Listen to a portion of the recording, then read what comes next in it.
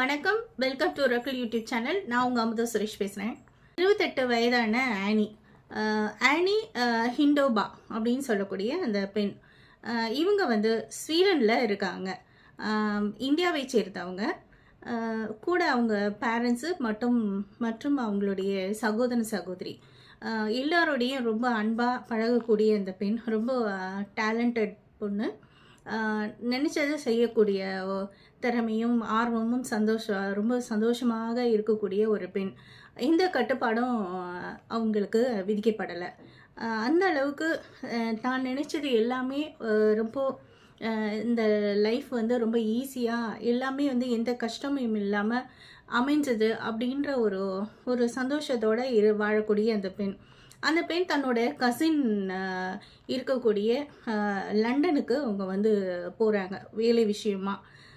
அதாவது தன்னிடம் இருக்க ஃப்ரெண்ட்ஸ்லேயே ரொம்ப ஒரு நம்பிக்கைக்கூடிய ஒரு தோழி அப்படின்றதுனால அங்கே அவங்க போகிறாங்க.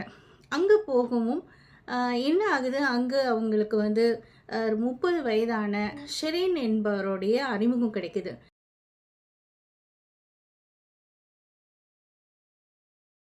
இந்த ஷெரீன் வந்து இவர் வந்து ஒரு இண்டோ பிரிஸ்டல் அப்படின்னு சொல்லக்கூடிய இந்தியாவை சேர்ந்தவர் தான். பிரிஸ்டலில் அவங்க ஃபேமிலியோடு அவங்க இருக்காங்க. அவர் வந்து தன்னுடைய ஃபேமிலி பிஸ்னஸ்ஸு பிஎஸ்பின்னு சொல்லக்கூடிய ஒரு ஆர்கனைசேஷன், அதை வந்து ஆல் ஓவர் யூஎஸ் கவனிச்சுக்கிற மாதிரி ஒரு நல்ல ஸ்மூத்தாக ஒரு நல்ல ஒரு பிஸ்னஸை வந்து ரன் பண்ணுறாரு. பார்க்கும்போது ரொம்ப ஒரு ஹேண்ட்ஸமாகவும் நல்ல ஒரு படித்த ஒரு இளைஞனாகவும் எல்லா வகையிலையும் நல்ல ஒரு பொருத்தம் இருக்கக்கூடிய ஒரு பையனாக தான் அவர் தெரிகிறாரு. இந்த ஷெரீனோட ஆனிக்கு ரொம்ப பிடிச்சி போக இருவரும் ரொம்ப நட்பு ரீதியாக அவங்க பழகுறாங்க. அது வரைக்கும் அவங்க வந்து நட்பாக தான் இருந்தது. ஒரு நாள் என்ன ஆகுதுன்னா, ஷெரீனும் ஆனியும் வந்து ஆனியோட பேரண்ட்ஸை மீட் பண்ணுறதுக்கு வராங்க. அங்கே ஒரு ஹோட்டலுக்கு போகிறாங்க. அங்கே ஹோட்டலில் ஷெரீனோட நடவடிக்கையை பார்க்கும்போது ஆனியோட அப்பாவுக்கு ஒரு சில நெருடல்கள் இருக்குது. அதாவது தான் மகள் வந்து ரொம்ப ஒரு பாசமாக ஒரு லவ்விங் அண்ட் கேரோட அந்த பையனோட பழகிறது அவர் பார்க்குறாரு. ஆனால் எந்த ஒரு உணர்ச்சியும் இல்லாமல் அந்த பையன் வந்து இருக்கிறது அவருக்கு ஒரு சின்ன ஒரு நெருடலை ஏற்படுத்துது. இருந்தாலும் சரி, இது வந்து புதுசு, ஒருவேளை கல்யாணம் ஆனால் சரியாகும் அப்படிங்கிற மாதிரி அவர் மைண்டில் வந்து தோணுது. இந்த சமயத்தில் ஷெரீனுடைய பேரண்ட்ஸ் வந்து ஆனியோட பேரண்ட்ஸு ஃபேமிலியெல்லாம் வந்து இன்வைட் பண்ணுறாங்க. நீங்கள் வந்து பிரேசிலுக்கு வாங்க அப்படிங்கிற மாதிரி. சரின்னு இவங்களும் போகிறாங்க. போன இடத்துல நல்ல உபசரிப்பு எல்லாம் நடக்குது. அது மட்டும் இல்லாமல் ரிட்டர்ன் வரும்போது ஒரு தாம்பழத்தில் அவங்களுக்கு நிறைய பழங்களும் ட்ரை ஃப்ரூட்ஸும் வச்சு கொடுக்குறாங்க. இது வந்து ஒரு சிம்பிள் ஆஃப் ஒரு மேரேஜ் ஒரு எக்ரிமெண்ட் மாதிரி தான். அது வந்து இந்த ஹிந்துஸில் இப்போ தட்டு மாற்றுற மாதிரி அப்படின்னு சொல்லுவாங்க. இது என்கேஜ்மெண்ட் கிடையாது. ஆனால் இது அதுக்கு ஒரு சமிக்கையாக தான் இது தெரியுது. இருந்தாலும் இவங்க இந்த பையனை பொறுத்த வரைக்கும் எந்த ஒரு குறை சொல்லும்படி இல்லாததால் நம்ம இதில் நோ சொல்கிறதுக்கு என்ன இருக்குது அப்படிங்கிற மாதிரி யோசிக்கிறாங்க. அது வரைக்கும் அந்த பெண்ணு ஆனிக்கு வந்து ஷெரீன் மேலே இருக்கிறது நட்பா காதலா அப்படிங்கிற ஒரு கன்ஃபியூஷனில் அவர் இருக்காங்க. அவங்களுக்கு அது காதல்ன்றது அப்போ வரைக்கும் அது தெரியல. அப்படி இருக்கும்போது ஒரு நாள் என்ன ஆகுதுன்னா, ஷெரீன் வந்து இவங்கள ஒரு ப்ரைவேட் ஜெட்டை எடுத்துகிட்டு போய் பாரிஸ்க்கு கூட்டிகிட்டு போகிறாரு. இவர் ஒரு விலை உயர்ந்த ஒரு வெட்டிங் ட்ரெஸ் மாதிரி ஒரு ஃப்ராக் ஒன்று வாங்கி கொடுக்குறாரு. இதை போட்டுட்டு தான் நீ வந்து நம்ம அந்த ஹோட்டலுக்கு போகணும் அப்படின்னு ஒரு ஷூவும் ஒரு ஹீல்ஸு ஒரு நல்ல ஒரு ஹை ஹீல்ஸ் ஷூவும் இந்த ட்ரெஸ்ஸும் வாங்கி தர்றாரு. அதன்படி ஆனியும் அந்த உடையில் தான் அவங்க போகிறாங்க. போகவும் கிட்டத்தட்ட ஒரு $30,000 மதிப்புள்ள ஒரு மோதிரம், அந்த ரிங்கை வந்து அவர் வந்து அன்னைக்கு நைட்டு அவர் வந்து ப்ரெசென்ட் பண்ணுறாரு. ப்ரெசென்ட் பண்ணிவிட்டு தான் வந்து காதலிக்கிறேன் அப்படிங்கிற மாதிரி அவர் லவ் ப்ரப்போசல் பண்ணுறாரு. இதை பார்த்ததும் ஆனிக்கு வந்து என்ன ஒரு கன்ஃபியூஷன் ஸ்டேஜில் இருந்தவங்களுக்கு சரி இதுதான் காதலோ அப்படிங்கிற மாதிரி அவங்களும் அதை வந்து ஒரு ஃபைனலைஸ் பண்ணுற மாதிரி ஒரு மனநிலைக்கு வராங்க. இதை அவங்க வந்து அவங்க ஃப்ரெண்ட் அவங்க கசினுக்கு வந்து ஒரு மெசேஜ் பண்ணுறாங்க, நான் வந்து இவரை நான் லவ் பண்ணுறேன் அப்படிங்கிற மாதிரி அவங்க சொல்கிறாங்க. அது வரைக்கும் இது என்ன ஒரு ஒரு உறவுன்னே தெரியல அப்படின்ட்டு இருக்கும்போது ஒரு மோதிரம் வந்து கொடுக்கவும் ஒரு நல்ல ஒரு நல்ல ஒரு ஸ்டார் ஹோட்டலில் கூட்டிகிட்டு போய் ஒரு பார்ட்டி கொடுத்து ஒரு ட்ராமேட்டிக்கலாக இருக்கக்கூடிய இந்த விஷயங்கள்லாம் வந்து அவங்களுக்கு வந்து ரொம்ப ஒரு புதுமை, அது அவங்களுக்கு புதுமையாகவும் இருந்தது. அதை அவங்க வந்து அக்செப்டும் பண்ணிக்கிட்டாங்க. ஸோ 2010 மே மாதம் அவங்க அப்பாவுக்கு வந்து தெரிவிக்கிறாங்க, நான் வந்து ஷெரீனை வந்து லவ் பண்ணுறேன் அப்படின்னு. அதன் பிறகு இந்த 2 ஃபேமிலியும் அந்த வெட்டிங்க்கான எல்லா வேலைகளையும் அவங்க வந்து ஸ்டார்ட் பண்ண ஆரம்பிக்கிறாங்க. இதற்கு இடையில் ஆனி வந்து அவங்க கசின், அதாவது லண்டனில் ஒரு ஷாப்பிங் போகும்போது ஒரு ஸ்ட்ரீட்டில் அவங்க போகும்போது இவங்க வந்து ஒரு ஃபோன் பண்ணி ஷெரீன் ஃபோன் பண்ணி, நீ என்ன பேக் நீ எடுத்துகிட்டு போகிற, இது பார்க்கும்போது ரொம்ப மட்டமாக இருக்குது அப்படிங்கிற மாதிரி அவர் வந்து சொல்கிறாரு. அது கேட்கவும் ஆனிக்கும் அவருடைய கசினுக்கும் ஒரு மாதிரி மனசு கஷ்டமாகுது, இன்னும் இந்த மாதிரிலாம் பண்ணுறாரே அப்படிங்கிற மாதிரி. அது மட்டும் இல்லை, நான் உனக்கு வந்து நான் வெட்டிங் ட்ரெஸ் வந்து நான் வாங்கித்தரேன் அப்படின்னு சொல்லிட்டு ஆனியும் ஆனியோட கசினையும் கூட்டிகிட்டு லண்டனில் அங்கே உள்ள கடைக்கு கூட்டிகிட்டு போகிறாரு. அந்த இடத்துல அவர் வந்து ஒரு தப்பாக வந்து பேசுகிறாரு, இந்த ட்ரெஸ் உனக்கு நல்லா இல்லை, நீ வந்து அசிங்கமாக இருக்க, இது நீ வந்து நான் உன்னை அழகாக மாற்றுறேன், அதை நான் வாங்கி தரது நீ போட்டுக்கிட்டிங்கன்னா இப்போ எவ்வளோ அக்லியாக இருக்கியோ நீ வந்து அதுக்கு ஆப்போசிட்டாக இருப்ப அப்படிங்கிற மாதிரி சொல்கிறாரு. இது வந்து ஆனிக்கு ரொம்ப ஒரு மாதிரி மனசில் ஒரு நெருடலாக இருக்குது. அதனால அவங்க அப்பா கிட்ட வந்து சொல்கிறாங்க, அப்பா நான் என்ன அசிங்கமாக இருக்கேனா அப்படிங்கிற மாதிரி கேட்குறாங்க. அதாவது தன் மேலே கான்ஃபிடென்ஸ் இல்லாமல் கிடையாது, ஆனால் ஒருத்தர் வந்து தன்னை இப்படி சொல்லும்போது ஒரு டவுட் வரும்ல, அப்போ நம்ம அந்தளவுக்கு நம்ம இருக்கிறோமா அப்படிங்கிற மாதிரி. அது மட்டும் இல்லாமல் இவங்க கசின் வந்து இவங்க ஆனி அப்பா கிட்ட சரியில்லை அப்படிங்கிற மாதிரி பேசுகிறாங்க. ஏன்னா இவர் வந்து எல்லாத்துலேயும் வந்து அவங்கள வந்து ஆனியை வந்து டாமினேட் பண்ணிகிட்டு இருக்காரு. எங்கே இருக்க, என்ன பண்ணுற, யார் கூட இப்போ யார் கூட இருக்க, யார் கூட பேசுகிற அப்படிங்கிற மாதிரி ரொம்ப எப்பவுமே வந்து இது பண்ணிகிட்டே இருக்க, ப்ரெஷர் பண்ணிகிட்டே இருக்காரு அப்படிங்கிற மாதிரி சொல்லவும் அவங்க அப்பாவுக்கும் ஒரு சில சஞ்சலங்கள் வருது. பட் இருந்தாலும் மகளுக்கு பிடிச்சிருக்கு, இந்த சமயம் நம்ம என்ன பண்ண முடியும் அப்படிங்கிற மாதிரி அவர் அதை வந்து கடந்து போயிடுறாரு. அப்புறம் இதுக்கு இந்த வெட்டிங்க்கான எல்லா ப்ரொசஷனும் நடக்குது.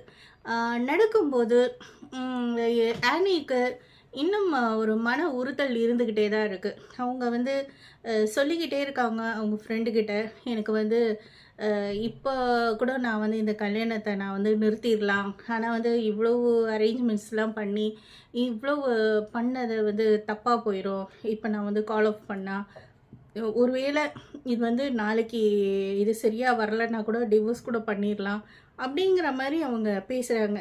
காரணம் என்னன்னா, ஷெரீன் வந்து ரொம்ப அந்தளவுக்கு ஒரு நெருக்கமாக இவங்கக்கிட்ட மூவ் ஆகலை. இவங்க எவ்வளோதான் நெருங்கி போனாலும் அவர் வந்து எந்த உணர்வு இல்லாமல் இருக்கிறாரு அப்படிங்கிற மாதிரி அவங்க வந்து ஃபீல் பண்ணுறதா அவங்க கசின் கிட்ட இதை பற்றி டிஸ்க்ளோஸ் பண்ணுறாங்க.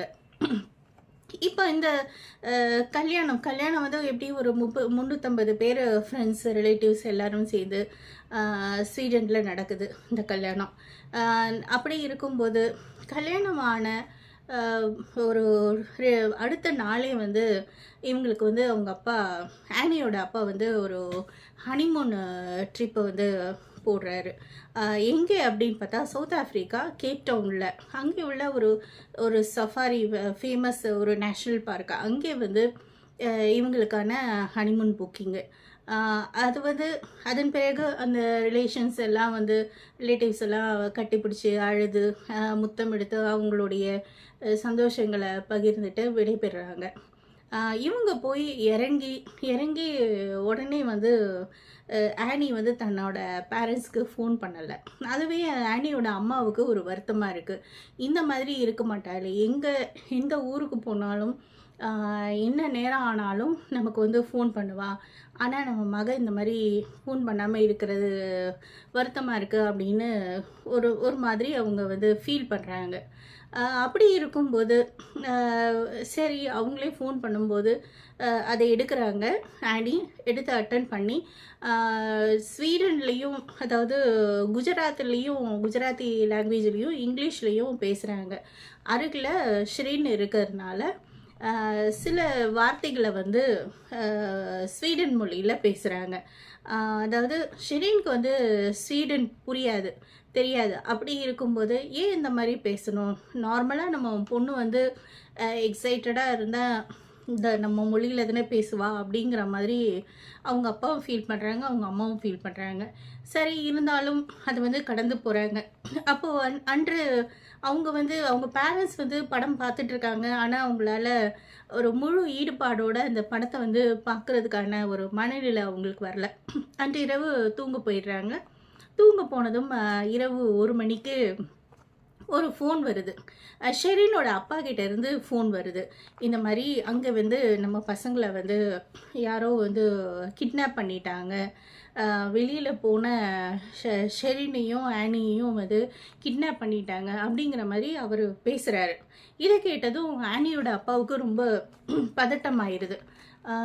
என்ன அப்படின்னு மேற்கொண்டு இதுக்கு மேலே எனக்கு எந்த விவரம் தெரியல, திருப்பி விவரம் தெரிஞ்சுக்கிட்டு நான் சொல்கிறேன் அப்படின்னு சொல்லி வச்சிடுறாங்க. அதுக்கப்புறம் இவங்களால அங்கே இருப்பு கொள்ளலை. உடனே ஆனியோட அப்பாவும் ஷெரீனோட அப்பாவும் அங்கேருந்து இதுக்கு கிளம்புறாங்க, சவுத் ஆஃப்ரிக்கா, கேப் டவுனுக்கு. அது வந்து ரொம்ப ஒரு நெடுநேர பயணமாக இருக்குது. அந்த நேரத்துக்குள்ளே அவங்களுக்கு எந்த ஒரு இன்ஃபர்மேஷனும் மேற்கொண்டு கிடைக்கல. அதாவது என்ன விலை கொடுத்தாவது என் பொண்ணை நான் மீட்டுட்டு வந்துடணும். அடுத்து ஒரு ஃபோன் வருது. என்ன அப்படின்னு பார்த்தோன்னா, இவர் ஷெரீனை வந்து விட்டுட்டாங்க, ஆனால் வந்து ஆனியை வந்து ஷூட் பண்ணிட்டாங்க அப்படிங்கிற மாதிரி அவருக்கு அந்த இன்ஃபர்மேஷன் கிடைக்கிது. என்னடா நம்ம என்ன விலை கொடுத்தாலும் நம்ம கூட்டிகிட்டு வந்துடுவோம் அப்படின்னு தானே நம்ம வந்தோம் அப்படின்னு அவர் ரொம்ப உடஞ்சி போடுறாரு. இப்போ மறுநாள் வந்து அவங்க போய் இறங்கும்போது போலீஸ் அவங்களுடைய வண்டியில் இவங்களுடைய டெட் பாடி வச்சுருக்காங்க, ஆனியோட டெட் பாடி. பல ஃபார்மாலிட்டிஸ் எல்லாம் பண்ண வேண்டியிருக்கு. அந்த ப்ரொசீஜர்ஸ் எல்லாம் முடிச்சு தான் அவங்க வந்து அவங்க நாட்டுக்கு வந்து கொண்டு போக முடியும். ஸோ அப்படி இருக்கும்போது இவர் அங்கேயே வந்து இருக்க வேண்டிய ஒரு கட்டாயமாக இருக்குது. அந்த அதே ஹோட்டலில் அவர் தங்குறாரு. அன்றைக்கி நைட்டு படுக்க போகிறாரு. மறுநாள் காலையில் எழுந்து சாப்பிட முடியல அவருக்கு. ஆனால் வந்து ஷெரீனோட நடவடிக்கை இவருக்கு ரொம்ப வித்தியாசமானது. ஷெரீன் வந்து ஒரு முழு சாப்பாடு, அதாவது ஒரு ஆம்லேட்டு எல்லாத்தையும் வந்து நல்லா சாப்பிட்ற ஒரு தெரியுது. இந்த அளவுக்கு, அதாவது மனைவி இவ்வளோ சீக்கிரமாக புதுசாக கல்யாணம் ஆன மனைவி வந்து இறந்துருந்தா அந்த வருத்தம் வந்து துளியும் தெரியாமல் இந்த அளவுக்கு ஒரு மனுஷன் இருக்க முடியுமா அப்படிங்கிறது பார்க்குறாரு. அது மட்டும் இல்லாமல் ஆனியோட அப்பாவோட வருத்தத்தை வந்து கொஞ்சம் கூட அவர் வந்து ஷேர் பண்ணலை. அவர் வந்து தட்டி கொடுக்கல, ஒன்றும் பண்ணலை. இவர் துக்கத்தை வந்து அவர் ஷேர் பண்ணலை. அவர் பாட்டுக்கு அவர் பண்ணுற வேலையை பண்ணிகிட்டு இருக்காரு. ஸோ இதுவும் அவருக்கு வந்து ஒரு நெருடலாக இருக்குது.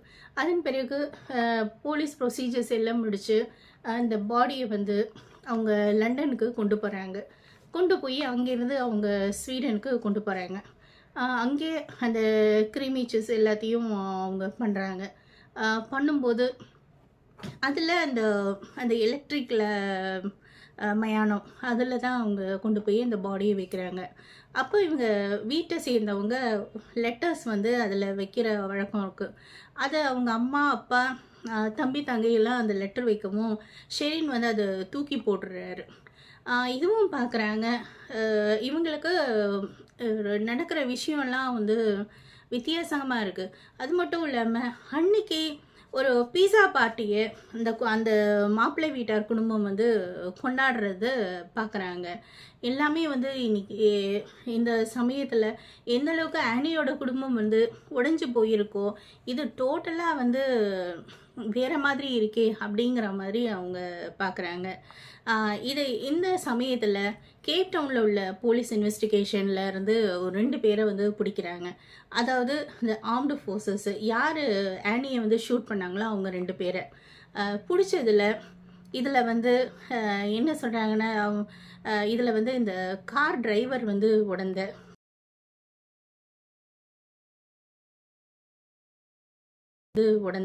கார் டிரைவர் பேர் வந்து டாங்கோ உடந்த அப்படின்ற ஒரு விஷயம் தெரிய வருது. யார் இந்த டாங்கோ வந்து இவங்க பயணம் செஞ்ச இந்த டாக்ஸி டிரைவர். அதாவது ஷெரினும் ஆனியும் ஹனிமூன் போன இடத்துல அவன் வந்து ஒரு டாக்ஸி டிரைவர் இவங்கள வந்து கூட்டிகிட்டு போகிறவர். அவர் தான் வந்து இதில் சம்மந்தப்பட்டிருக்காரு. அவர் வந்து 2 பேரை ஹையர் பண்ணி இந்த சம்பவத்தை வந்து பண்ணியிருக்காங்க அப்படிங்கிறது தெரிய வருது. மேற்கொண்டு விசாரணை செய்யும்போது என்ன தெரிய வருதுன்னா, இந்த ஹோட்டல் ஸ்டாஃப் ஒருத்தன் வந்து அவனும் இதில் இன்வால்வ் ஆயிருக்கான் அப்படின்னு தெரிய வருது.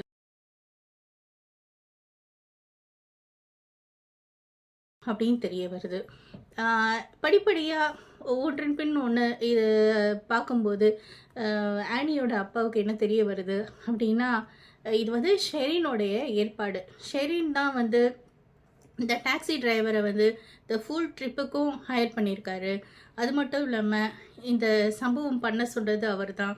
ஒரு 2 பேரை ஹையர் பண்ணி அப்படின்னு ஷெரின் தான் இந்த பிளான் எல்லாம் போட்டது. இதுக்கு நிறைய எவிடன்சஸ் இருக்குது. அங்கே உள்ள சிசிடி கேமராவோ சரி, அந்த டாங்கோ அந்த டிரைவர்கிட்ட அவர் பேசின விஷயங்களும் சரி, எல்லாமே வந்து அந்த ஹோட்டல் சிசிடிவி கேமராவில் பதிவாயிருக்கு. அதன் பிறகு இந்த கோர்ட்டு வந்து என்ன சொல்லுதுன்னா, தேவையான எவிடன்சஸ் எல்லாம் இருந்தாலும் ஷெரினுக்கு எதிராக எந்த ஒரு விஷயமும் இல்லை அப்படின்றது தெரிய வருது. ஸோ எல்லாமே வந்து ஏன் நீங்கள் வந்து அவங்கக்கிட்ட பேசுனீங்க அப்படின்னா, அதில் வந்து அவர் என்னோடய டிரைவர், நாங்கள் வந்து வந்ததும் நாங்கள் டயர்டாயிட்டோம், நாளைக்கு டைம் வந்து நான் சொல்கிறேன் அப்படின்னு தான் நான் சொன்னேன் அப்படிங்கிற மாதிரி அவர் சொல்கிறாரு. இன்னொன்று, இந்த மர்டர் நடந்த பிறகு இந்த டிரைவர் வந்து ஷெரினோட அறைக்கு போய் ஏதோ ஒரு கவர் வாங்கிட்டு வராது, பணம் வாங்கிட்டு வராது ஆனியோட அப்பாவை வந்து நோட்டீஸ் பண்ணுறாரு. இதை பற்றி கேட்கும்போது, இல்லை நான் இத்தனை நாள் நான் வண்டி ஓட்டினதுக்கான பணத்தை தான் நான் வாங்கிட்டு வரேன் அப்படிங்கிற மாதிரி பேசுகிறாங்க. ஸோ ஷெரினுக்கு அகெயின்ஸ்டாக எந்த ஒரு இதுவும் ஸ்ட்ராங்காக இல்லாதனால ஷெரினை இதிலேருந்து விடுவிக்கிற மாதிரி ஆயிடுது. ஆனால் இந்த ஷூட் பண்ண 2 பேரில் ஒருத்தனுக்கு வந்து ஒரு டியூமர் வந்து அவன் வந்து ஜெயிலே இறந்துடுறான்.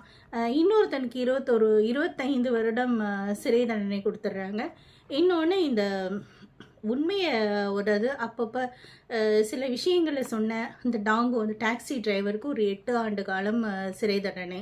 அது மட்டும் இல்லாமல் ஃப்யூச்சரில் ஷெரின் பற்றி ஏதாவது தெரிய வேண்டி இருந்ததுன்னா அதுக்கும் இவர் வந்து சொல்லணும் அப்படிங்கிற ஒரு கண்டிஷன் படி அவங்க வந்து இந்த தண்டனையே கொடுக்குறாங்க. இப்போ இந்த குடும்பம் வந்து இந்த மகளை இழந்தது மட்டும் இல்லாமல் ஒவ்வொரு வருடமும் மகளுடைய இந்த ஈமச்சடங்குகளை பண்ணுறாங்க. 10 ஆண்டு காலம் கழித்து அதே போல் அந்த கிரிமேச்சர் பண்ணும்போது அப்போது ஷெரினை வந்து பார்க்குறாங்க. ஷெரின் வந்து ஒரு நல்ல ஒரு ஜிம் கிளாத்தில் கையில் ஒரு பூனையை வைத்திருக்க ஒரு பேகு வச்சுக்கிட்டு ஒரு நல்ல ஒரு 3.5 மில்லியனுக்கு ஒரு சொத்து, அதாவது மேன்ஷனுக்கு அவர் ஓனராக இருக்கார். ஒரு நல்ல ஒரு செட்டில் லைஃப் இருக்கிறத அவங்க பார்க்குறாங்க.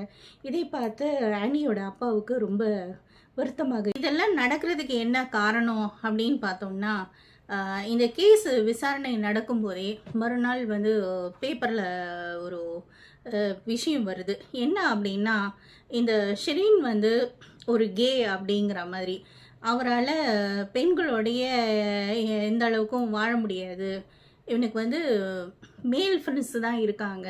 ஸோ அந்த ஒரு விஷயம் வந்து ரிவீல் ஆகுது.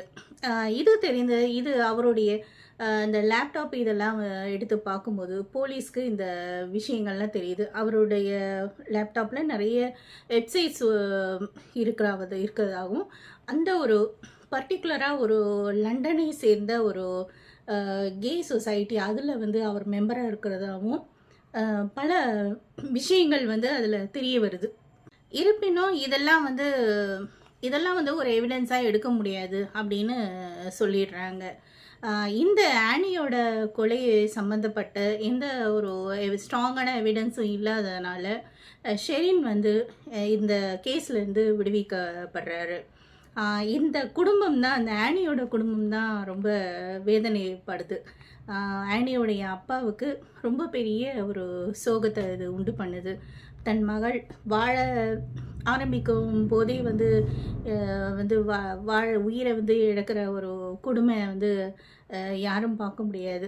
ஒரு குழந்தைய வந்து பெற்று வளர்த்து ஒரு நல்ல அளவுக்கு கொண்டு வளர்ந்ததுக்கப்புறம் திருமணங்கிறது எவ்வளோ ஒரு முக்கியமான ஒரு விஷயம், அது எவ்வளோ ஒரு பாதுகாப்பாக இருக்க வேண்டிய ஒரு விஷயம் இந்த அளவுக்கு உயிரை குடிக்கிற அளவுக்கு மாறிப்போனது தான் ரொம்ப கவலைக்கான விஷயம். இப்போ குழந்தைங்கள், அதாவது பெண் குழந்தைங்களை வளர்க்குறது மட்டும் இல்லாமல் அது ஒரு நல்ல ஒரு இடம் பார்த்து, நல்ல ஒரு பொருத்தமான ஒரு ஒரு மனிதனை பார்த்து கரம் பிடிச்சி கொடுக்கறது ரொம்ப பெரிய ஒரு சாதனைன்னே சொல்லலாம். யார் நல்லவன் யார் கெட்டவன் அப்படிங்கிறது தெரியல. ஸோ அப்படி தான் இந்த குஜராத்தி குடும்பமும் இங்கேருந்து நாடு விட்டு நாடு போய் இந்த அளவுக்கு நல்ல விதமாக வாழ்க்கை ஆரம்பிக்கும் அப்படின்னு நினைக்கும்போது அவங்களுக்கு அது வந்து ஒரு ஒரு வடுவாயிடுச்சு. ஸோ ஃப்ரெண்ட்ஸ், இந்த வீடியோ பிடிச்சிருந்தால் லைக் பண்ணுங்கள், ஷேர் பண்ணுங்கள், சப்ஸ்கிரைப் பண்ணுங்கள். நன்றி, வணக்கம்.